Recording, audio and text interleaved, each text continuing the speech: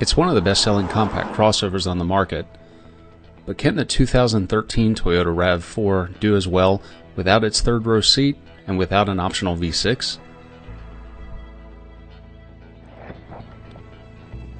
So we headed to Scottsdale, Arizona for a first drive in the RAV4 to see how it stacks up against the new Ford Escape and the Hyundai Santa Fe.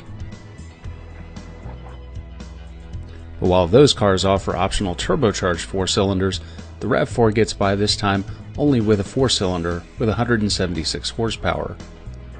0 to 60 is pretty leisurely at just under 9 seconds.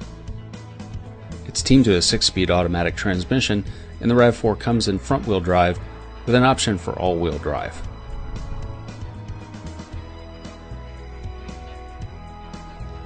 Now, despite the all-terrain hardware, we really wouldn't consider the RAV4 an off-roader.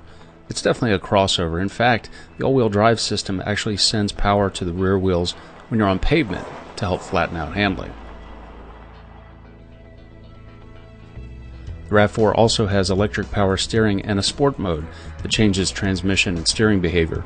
None of it really radical as it's mild-mannered behavior. Now here's where we have to get a little contrarian. Usually we tend to like our crossover vehicles with a lot of options and features, the most expensive models. On the RAV4, we actually end up preferring the base LE model. The upscale versions like the XLE and Limited have some interesting trim textures like this stitched vinyl. On the base version, those pieces are actually rubber.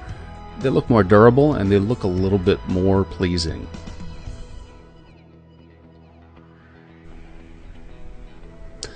The XLE model actually has the best of both worlds. It gets cloth seats, which you can't get on the Limited, and has a sportier bucket seat for the front that you can't get on the base vehicle.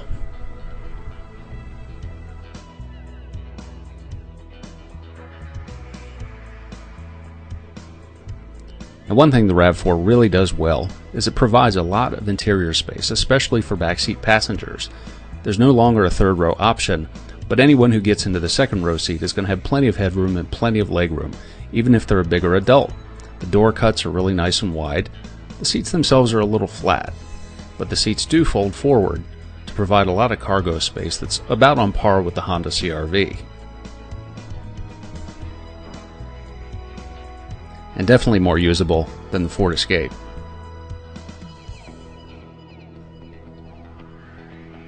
Standard features now include a rear view camera and Bluetooth, but you won't be able to get Entune or navigation on the base version.